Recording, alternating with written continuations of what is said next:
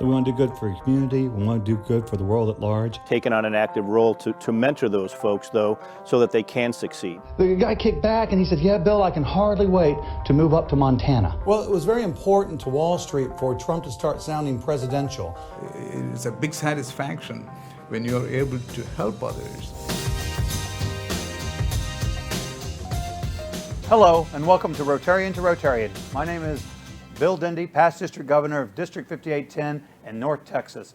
And I'm here today to talk about a challenge for a lot of Rotary clubs, and that is, how do we as a local club do an international project? And for those of you who are doing international projects, you may not realize how daunting this can be to those who don't yet have their signature international project. We're so blessed today to have a guest that helped us as a district do some good work in other countries, but has also helped multiple clubs create international projects and to join her and her club in the projects they do. And that's probably one of the best ways to start an international project, is to find somebody that's already doing something that you're interested in and asking them how you can participate. You can either join their projects or create your own. And so it's with a great joy and pleasure I introduce to you my friend and fellow Rotarian, an attorney for the city, but by heart, and by night, and by passion. And I'm pleased to introduce you today a true friend and a true Rotarian that has done so much good work in the Caribbean country of Jamaica, who's ready to share with you how she helped us as a district and other clubs and other Rotarians find their international calling. With us today is Miss Regina Edwards. Regina, thank you for being with us today. Thank you. I'm excited. Now, you are within our district kind of known as a guru of Jamaica, and your club, when we talk about international projects, Right. they always say, talk to Regina. Why is that? What happened? So in October of 2003, our family went on a vacation, and I emailed to visit a club, and the woman noticed my email ended in cityof.com, right, a specific city, and she asked me if I work for a city. I said, I do. And she goes, oh, I'm a council member in Montego Bay. I said, that's nice. So we kind of had this connection. And then she just point blank asked me, she said, do you all ever do any kind of international service mission trips and bring things? And I said, no, we've never done that, but I can check into that. My brother's a surgeon, and tell me what you need. And she said, we always need medical supplies. So that literally began this 16 and a half year relationship of our club has delivered medical supplies, and now we also do school supplies and other things too. But it just started a relationship.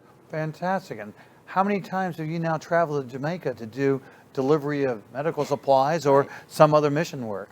I've personally been 15 times. 15 times? Right.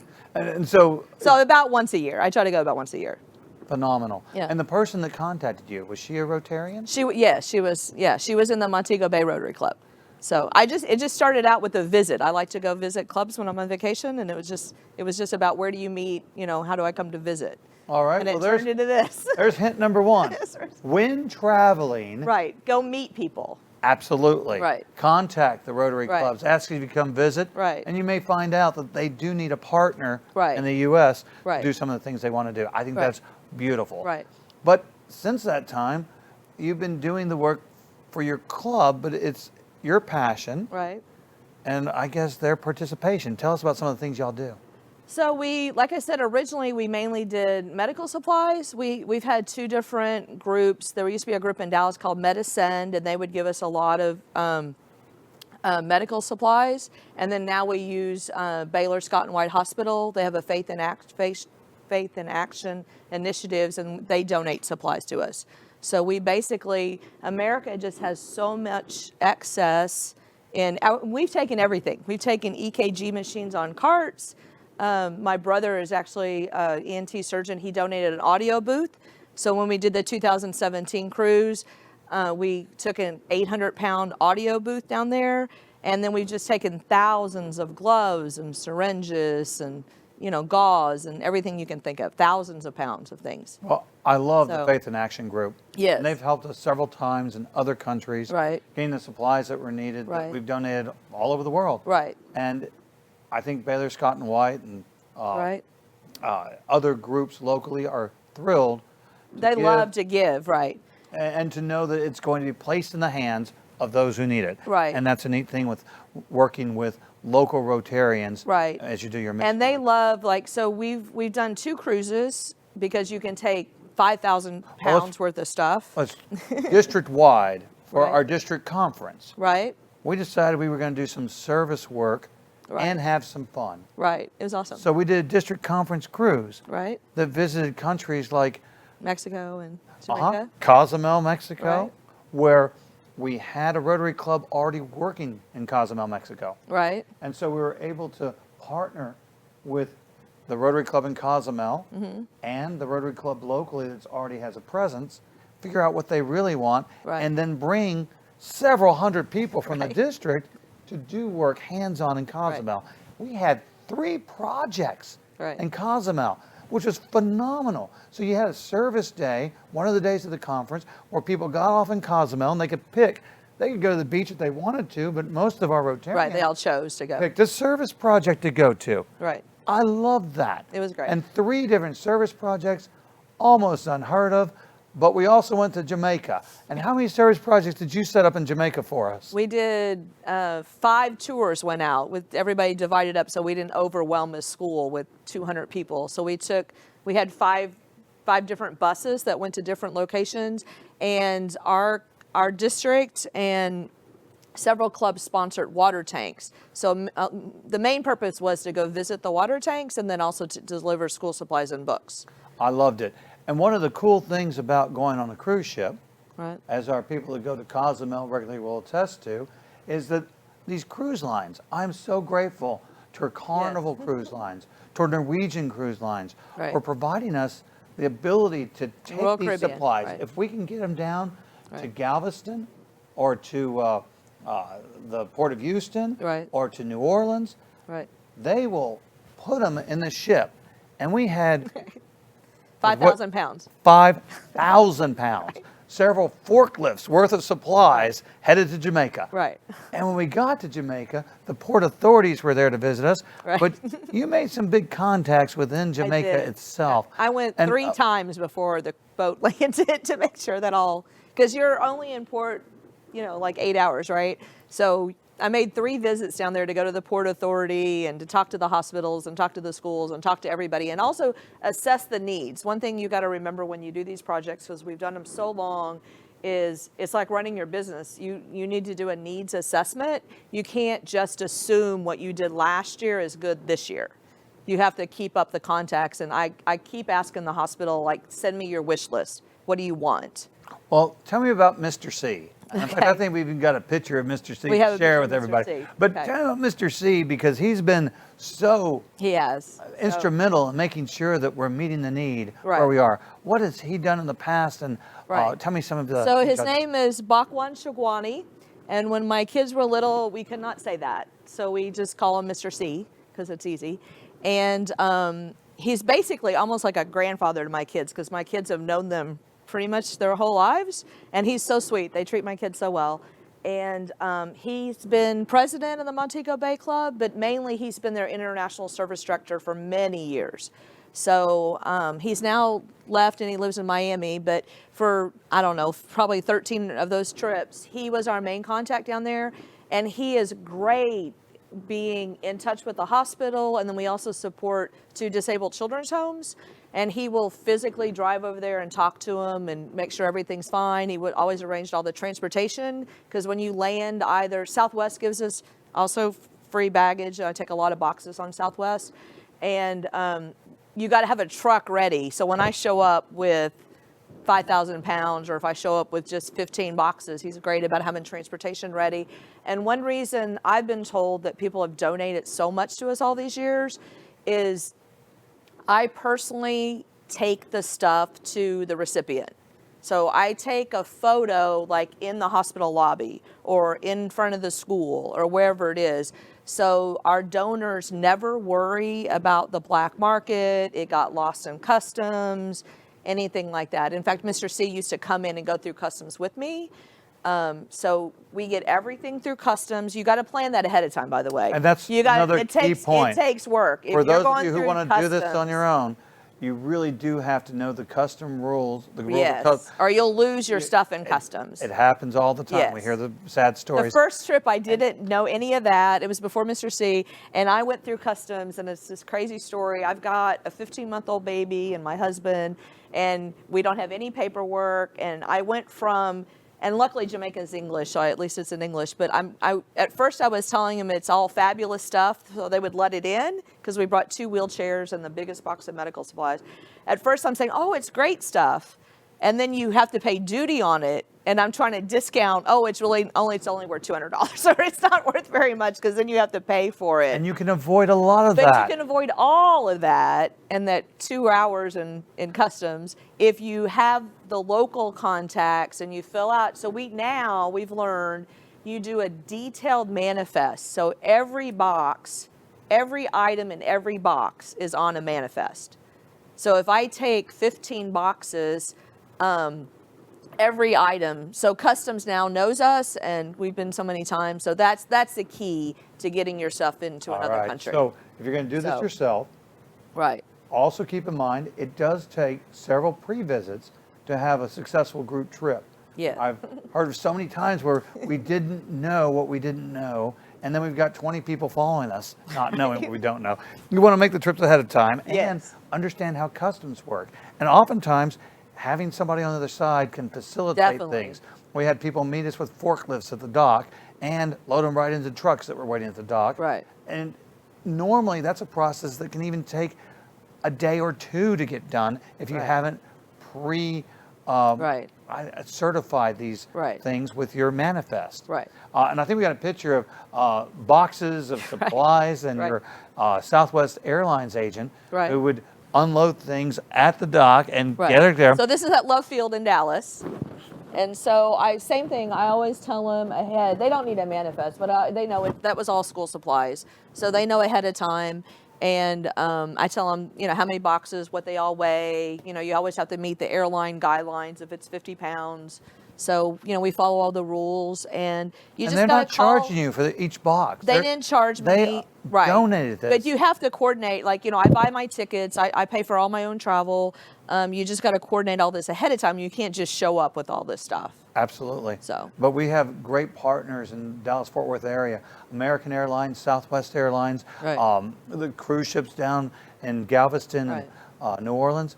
They're great partners. They give so much if you'll just take the time to coordinate with their personnel. So I think that's a wonderful thing that you're able to do. And that's great. You're in one country, Jamaica. Right. Have you ever thought that maybe you should be spreading it around a little bit? We've done a couple other countries, but we just keep going back to Jamaica. And tell me why you keep going back to Jamaica. Well, it's just, I've built relationships. So literally over 16 years, like one of the past presidents down there, she's a past assistant governor like I am, and she's literally, we call each other sisters, and she's of Indian descent, and then she lives in Jamaica, so people always kind of look at us because we look very different, obviously, and we always introduce each other as sisters because we really feel like we're sisters after all these years. I've stayed in her home many times. It's just great relationships that I've built up with several people in that club.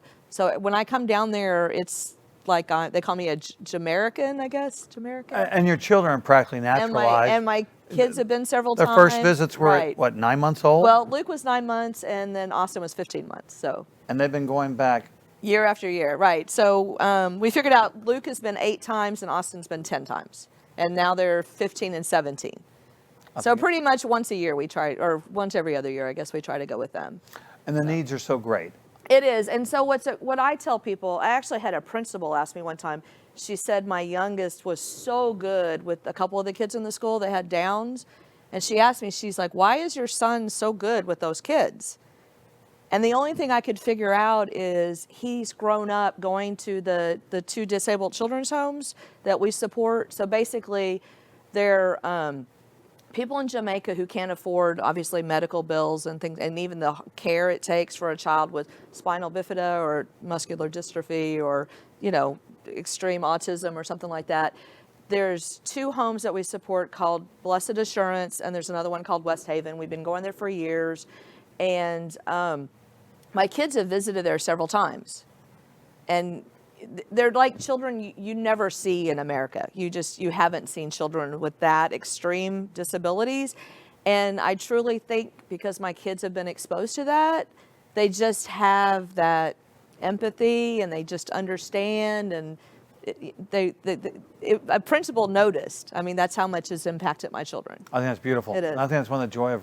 It is. As a parent, you think, okay, because you're not sure, right? Am I doing this right? And then somebody will comment like that. You're like, okay, I guess I did that okay then, right? Absolutely. And it's not just the children. I mean, as a Rotarian, I like to know that we're doing good work. Right. But to actually go and see the work that we're doing, right, and seeing the people that we're impacting, right, that's wonderful. And then to go to some place like Jamaica, right, where I can enjoy a beautiful white sand too, right? beach and a red stripe and all the good things around. Right. I mean, I think we all like to travel. Right. But to travel and do some good work when you get there, right, that's sublime. Right. And we try to do that. So when we take the kids, we usually try to go for a week.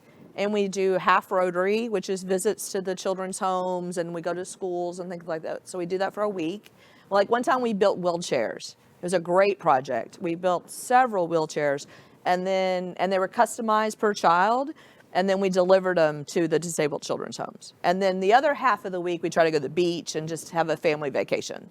So that's our balance. But now when I go by myself, I usually don't go to the beach. I just go stay at Michelle's or stay at a friend's, and then I just do all Rotary. Regina, I know that you've done all this good work in the past with water tanks and with the books and the medical supplies, but for those who are viewing who'd like to help out right now, what are the projects that the Rotarians in Montego Bay are asking for right now?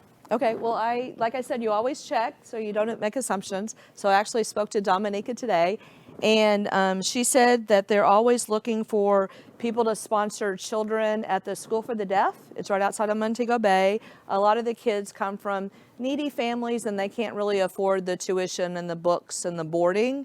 So I think it's around $400 per child per year if you want to sponsor a child at the School for the Deaf. You can also do water tanks, like we talked about earlier. They're about $1,000 each if you're interested in doing a water project. There's always Blessed Assurance and West Haven. That's the two children's homes that we talked about. They always need things. They also sponsor what's called Hebron House. It's a safe refuge. There's a lot of women who are fleeing domestic violence. Some have children and some don't. They're always looking for donations for Hebron House. And then last, she said they always have high school kids who also need sponsorship. So if you'd like to adopt your high school child, then you can sponsor one of them too. Wonderful. And some of that, I know, will touch the hearts of those who are with us here today. Right. And it's all, like she said, one thing about this is it's very one-on-one. Like they will personally go deliver the check to the school and meet the kids and know that they're staying on track. And they're the club that we work with, when you're looking for a club, make sure they're very hands-on, that they're actually checking on the projects and things like that. They're not just mailing a check. I know that several years ago we had the Rotary International President visit Jamaica. He did a group installation for a group of governors coming in, and they worked with ocular needs, and they said diabetes is a major concern. It really is. It really is. And they were looking for hypobariatric chambers, and they were looking for oxygen concentrators and anything to deal with even limb loss. They were talking about using the Japar limb methodology. So there's always seems to be a need there. Right. But then to get the money working there, that's a challenge for some clubs. But it's easy if you'll partner up with somebody who's doing it. You brought some pictures of I brought family, some and your children have been involved in doing this for years, but they've also raised money at their schools and stuff for missionary work. Would you share your... Okay, so the first one is my second son. When he was in kindergarten, we were getting ready to go on a trip, and the kids decided they want to help. So we came up with this. This was literally, I can't believe, almost 10 years ago we did this. And we decided to hang this up. It was at a little pre-K place. And these are my two kids, probably the year before. And this is a previous trip of all the medical supplies. This is in the lobby of the big hospital that they have there. That's a big charity hospital. And this was my son at the time. So this is a decade ago. This is almost a decade ago, right? How old is this son now? This son is now 15 Okay. and 6'4". Okay. So this is a picture of my husband and I in front of the hospital. And then we put this picture on here because it was this child's first trip. His first trip, he was 9 months. 9 months old. So this was his first trip. So this was like a sign we put up, and they put boxes out at this preschool, and kids donated stuffed animals and diapers and things like that just to kind of get the kids involved. Well, it doesn't take a whole lot. It doesn't take a whole lot. It sure is appreciated. It doesn't. And so we had a ton of donations based on this. And so my kids have literally been involved their whole lives, I guess you would say, right? I think that's So, wonderful. it's And I great. think that's the joy of involvement. And I know that Right. you've got kids basketball coming up today, but I'm grateful Right. you took some time to stop by and talk to us about, I don't know, your passion It is. for doing international projects, particularly in Jamaica. And for those of us who have an interest in working with you, I trust that we can contact you in the Yes, we future. can. You can Yes. contact us at Rotarian to Rotarian, Right. and we will be able to connect you to Yeah. doing this good work. But it's being done with so many different places, Yes. and it just basically starts with that seed of desire to communicate with others and to serve those when we get there. Right. And you are just the Well, thank epitome you. of what a great Rotarian should be doing. Well, thank you. Once you go, though, I always tell people, once you go, you'll understand. Once you hold these kids and see their joy, and just it's a connection. So once you go, you'll get it. Well, I know they're blessed to have you, and we're thank you. truly blessed to have Oh, you thank you. as a fellow Rotarian. Thank you. I've Jan, enjoyed it's been it. great having you. And it's been great for all of y'all joining us here today as well. If we can be of service, let us know. Always yours in service. Until next time, this is Bill Dendy. God bless you.